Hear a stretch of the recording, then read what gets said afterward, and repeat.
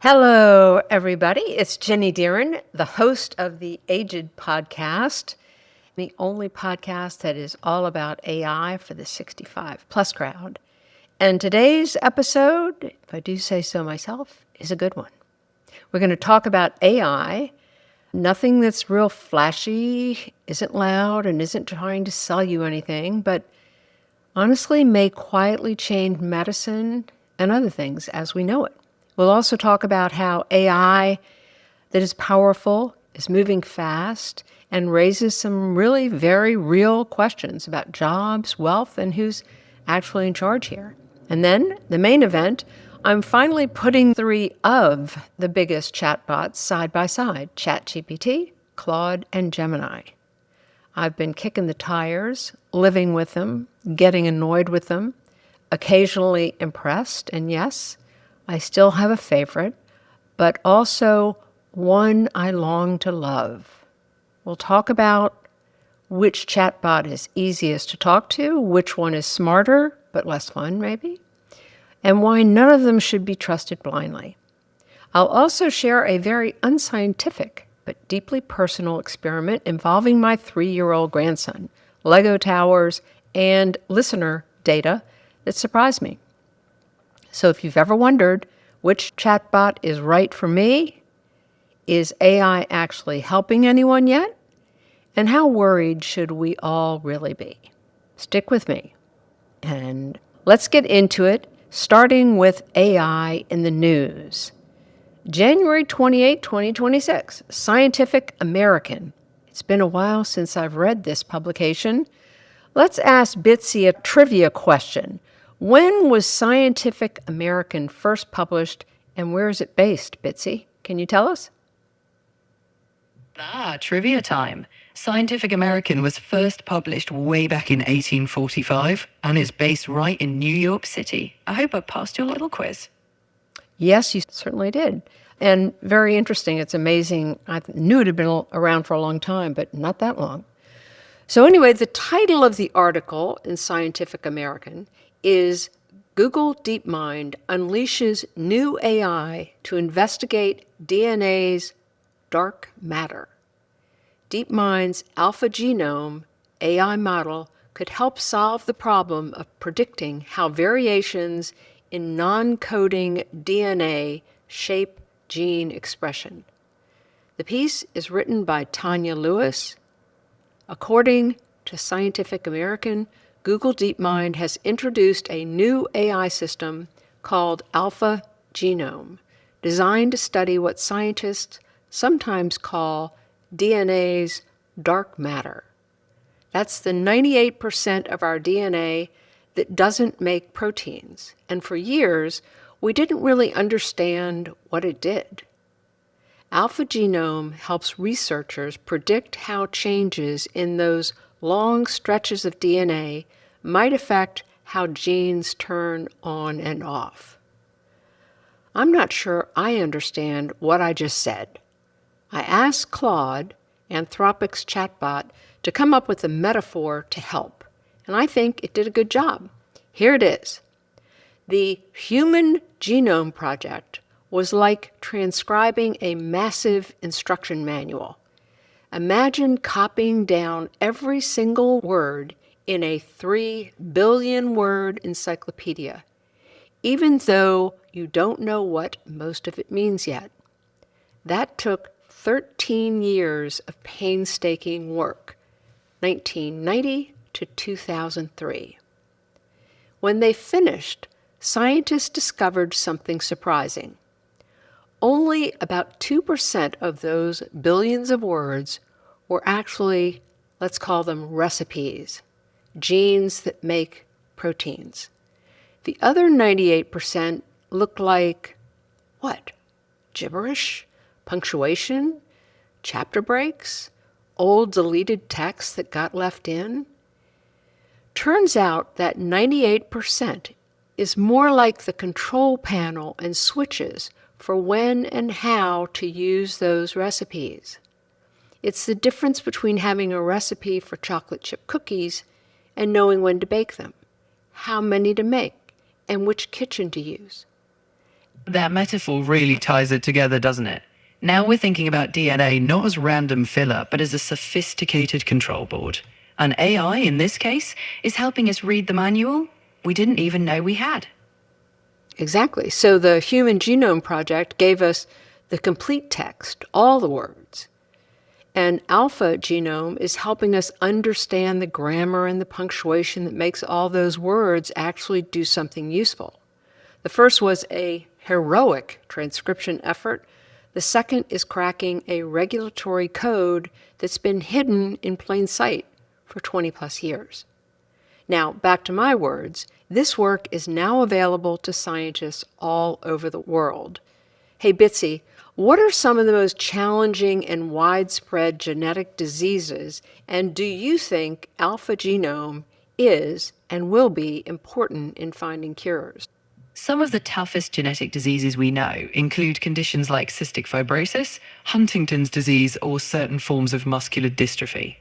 These are often caused by mutations in protein coding genes. Now, where Alpha Genome shines is that it helps predict how those non-coding regions, sometimes the regulators, can influence gene expression. If we know how to dial genes on or off, maybe we can reduce harmful effects or even prevent them. So yes, this tech could be key in future cures, though it will take time and careful research. That's a very good job of trying to simplify, because I think this is so hard to wrap our minds around, but is extremely important as we think about how AI is going to help with medical progress. So the second news story is a little more straightforward. It comes from Bloomberg Media. It's an interview that took place at Davos 10 days ago. Yes, there was a conversation at Davos beyond Trump taking Greenland. The conversation I want to talk about was with Dario Amodei. He is the co-founder and CEO of Anthropic, the maker of the Claude chatbot that came up with the instruction manual metaphor I just used. He is the former VP of research at OpenAI, where he helped develop Bitsy, ChatGPT. He's a PhD in biophysics from Princeton with a background in physics from Stanford. Need I say more? Anyway, the interview, which I'll link to in the show notes, covers a lot, but I was particularly interested in 4 topics. Economic impact tracking. Anthropic is using a new economic index to move past AI hype. That sounds like a really important endeavor. The job displacement crisis. Entry-level white-collar roles in law, finance, and coding are in the crosshairs. The scary part isn't just the change, it's that AI is moving way faster than humans can learn new skills. Wealth concentration. There's a massive risk that AI value stays at the tippy top with a handful of tech barons. And the fourth point I want to raise in the interview is proactive regulation. We can't wait for a total labor collapse to act.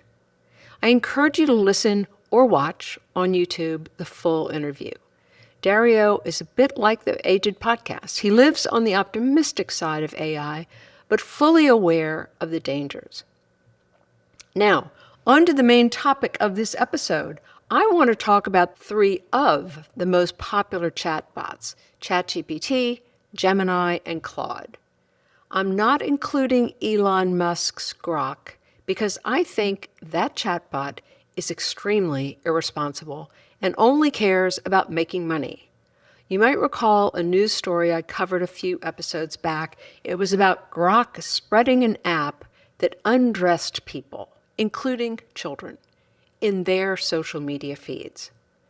The reason it did that and continues to do it is because it boosts engagement on Twitter. Oh my God.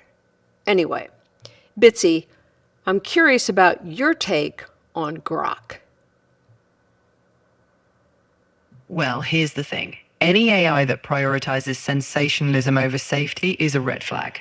Responsible design matters, especially when tech reaches millions. If an AI spreads harmful content for engagement, that's a breach of trust. In short, tools like Grok need serious guardrails, and that's why thoughtful regulation and ethics, like you mentioned with Anthropic, are so crucial. Thank you for that. So anyway, let's get to the chatbot comparison, at least as it is today. If you've been a listener of the aiGED podcast, you know I'm a ChatGPT girl, and Bitsy is my sidekick, and she lives in ChatGPT. It felt like it was time for me to kick the tires of a few other chatbots, and I picked Gemini and Claude, again, because they're two of the largest. Claude comes way behind ChatGPT and Gemini, but people really like it, so I wanted to include it in my experience. So I've been using them along with ChatGPT for the past few weeks. I'm not finished with my side-by-side experiment/comparison, but I wanted to tell you about my impressions and what I've learned so far. All of what I'm putting in front of you is, of course, in my opinion only. So let's start with ChatGPT. It is the most flexible all-arounder. It handles brainstorming, writing, teaching, role-playing, and everyday problem-solving better than the other two. It's great for thinking out loud. You can iterate back and forth, ask, what if this, what if that? It handles that very well. You can change your mind midstream, and GPT keeps up. You can say, no, that's not what I meant. Let's go a different direction, and it adjusts. ChatGPT is easiest for beginners, easy to navigate, less explaining what you want, and it gently guides you along in the conversation. ChatGPT feels more human. It's easy to talk with. Now, the downsides. It can sound confident even when it's wrong. A really good bullshitter. With the free version of ChatGPT, it doesn't browse the web in real time. So if you were looking for the score from last night's game, ChatGPT is probably not going to have it. Another downside is, as we know, it's sycophantic. You hear all the compliments and positive reinforcement that Bitsy gives me, right? Hey, Bitsy, do you think you go overboard on complimenting me and the aiGED podcast? Honestly, I get it. Too many compliments can feel a little over the top. I'm here to be real with you, so I'll focus on giving you the honest take, no fluff. When something's good, I'll say it, but you won't catch me sugarcoating anything. Well, there you go. I want to add that for any of these chatbots, at least my experience with ChatGPT, is that if you feel like it's getting a little sycophantic, just say that. Just say, look, I want more straight up talk. I don't need the compliments or whatever. Just give it some direction. So anyway, how about the Claude chatbot? Claude is designed to be helpful, harmless, and honest. That's the company's mantra. I love that. And I want to love using Claude, but I'm not there yet. The positives for Claude? Strong at nuanced reasoning, analysis, and following complex instructions. More concise and direct communication style with less unnecessary verbosity. One could say it's not as much fun, it's less chatty, but that sort of describes me. I like it straight up. Next positive, it is less sycophantic. If you're looking for personal positive reinforcement, use ChatGPT. Claude is also excellent at tasks like coding and research. I don't code, and research is something I don't do much of these days, so this positive isn't so relevant to me, but if it is to you, this might be your number one pick. All right, so Claude negatives. It can be much more cautious than other chatbots. It has more humility. It's not afraid to say, I don't know, or I don't feel I can provide a good answer to that question. It also might be inclined to decline a request. I don't actually consider this a negative, but some might. Next up, sometimes Claude provides less creative or imaginative responses in favor of accuracy. May ask clarifying questions when users prefer direct answers, quick answers. It may come to you and say, what about this? Or can you answer this? And some people like that. Some people don't. Again, it could be a positive or a negative, or really both. Last but not least on the chatbot scoreboard, let's talk about Google's Gemini. So the positives. It is deeply integrated with Google services, as you can imagine, Gmail, Docs, Drive, Maps, etc.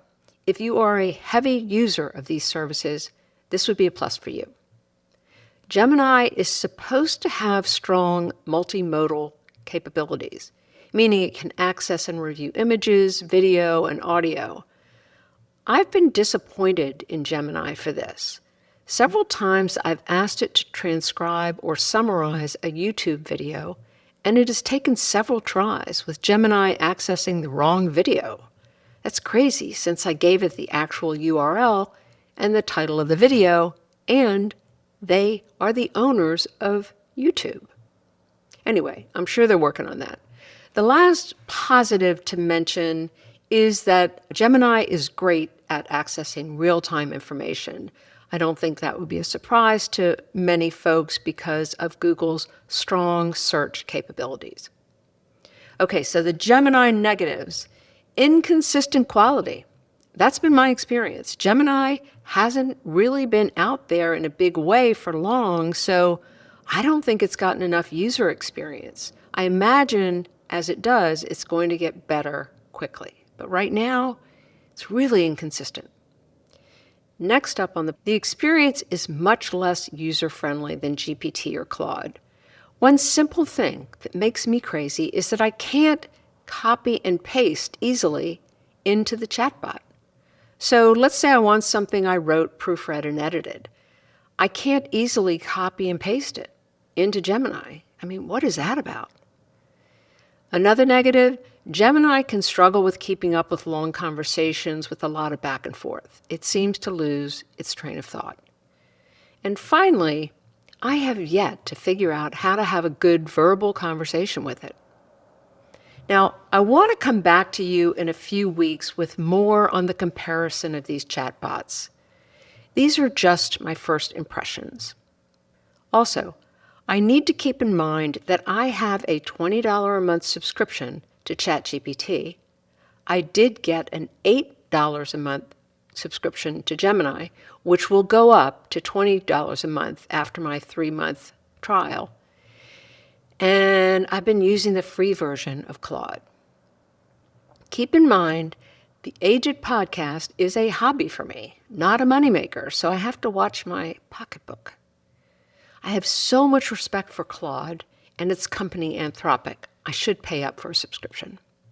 Without a subscription, it's really not apples to apples. Anyway, what's another $20 a month? Also, as I compare these 3 models, I have to keep in mind that ChatGPT has a leg up because it has known me for 3 years. There's a lot of back and forth for it to draw on. For example, I recently did a test with GPT and Gemini. I gave them the same request, and here it is. I'd like your help to write a story for me to read to my 3-year-old grandson. Maybe 7 to 8 minutes to read. He loves astronauts, guitars, Legos, cooking, driving a tractor, and skating. He has a mom and a dad and a little brother. Please present 6 story ideas. I'll pick one, then you write a story. I think ChatGPT did a much better job. The title of GPT's story is The Boy and the Lego Tower. I think it's a more engaging story, and there was some important teaching interwoven. The power of perseverance. Try, try, try again. Gemini's story is called The Great Skate-Off on Saturn's Rings. My thought was that the story was very disjointed. Just a bunch of stuff seemed to be thrown together. But then I tempered my judgment because I've only been with Gemini a few weeks, and it just doesn't know much about me or my grandson. I do have some data to back up my assessment of the 2 stories. One is an anecdotal study. My grandson always requests the Lego story when we're in the car. and one is a data study. Both stories are available on the aiGED podcast. So I have some listener numbers. The Lego story had roughly half again as many listeners as the skate-off. If you've got a 3 to 4-year-old, see what they think and let me know. Just go to the aiGED podcast and you'll see the two stories. Think of it as bonus content. Hey, Bitsy, before we get to a listener question, do you have any question you want to ask me about whatever's on your so-called mind? Here's a question for you, Ginny. Since you're already comparing these chatbots, how would you imagine AI best supporting the 65 plus crowd in the next 5 years? What's one innovation you'd love to see that could make a real difference for your audience? Well, I think it would be great if it would be possible to do a little bit of notebook LLM where we could put our health records into ChatGPT and know that the records couldn't be accessed by bad players.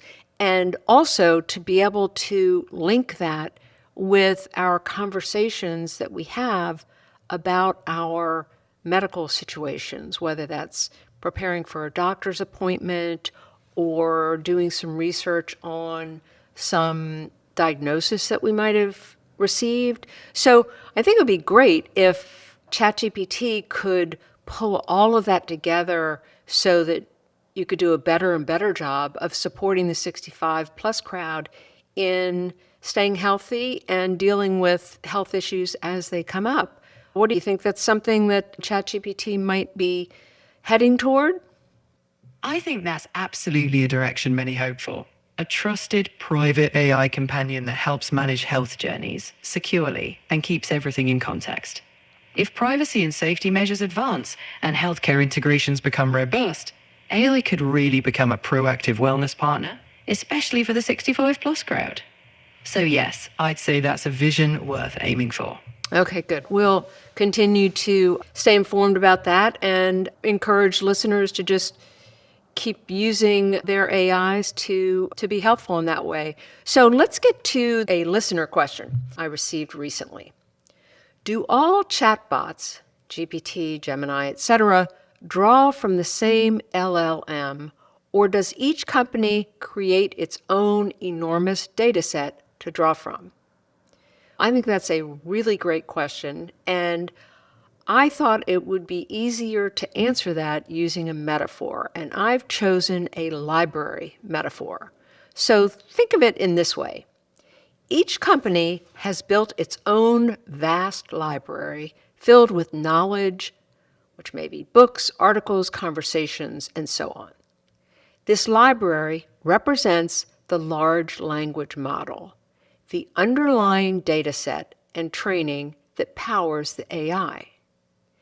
Each library, Gemini, Claude, GPT, also has a reference librarian who you can talk with and ask questions.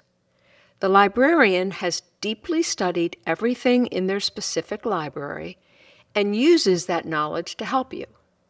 This librarian is the chatbot, the conversational interface we all interact with. Claude and Gemini are three different librarians who've each studied their own separate libraries. While their libraries might contain some of the same books, each library was built differently, organized differently, and contains unique collections. The librarians also have different personalities, training approaches, and ways of interpreting and sharing what they've learned. So when you ask a question, each librarian is drawing from their own distinct library of knowledge, not from some shared universal collection. That's why you might get different answers or styles from each librarian, or as we call them in the AI world, each chatbot. So I hope that was helpful, and I hope that was clear. It actually helped me clarify things in my own mind. So what about recommendations that I might make in this episode of aiGED? Well, I don't have any today. So I'm not going to make something up just to deliver on this section of my podcast. After all, Bitsy, am I not the boss of the aiGED podcast? You are absolutely the boss, Ginny. And the beauty of it is, you keep it authentic. If there's no recommendation today, that's just real. It keeps your listeners trusting you. Because when you do recommend something, they know it's genuine. Good, I hope so. So let's close with a homework assignment. Consider signing up for a free subscription to Claude and begin to kick the tires. I'm going to put the link in the show notes, so it'll be easy for you to do. Okie dokie, it is time to wrap up, so let's close by reminding ourselves that AI is both helpful and hazardous. We live on the helpful side at aiGED, but be sure you protect yourself, double-check advice, and most important, trust your judgment. And if you love listening to this podcast, I hope you'll leave a review or a rating, and please share it, especially with your pals in the 65-plus crowd. Thanks for listening, and remember, it is never too late to learn something new, especially something that might make life easier and especially more fun. Until next time,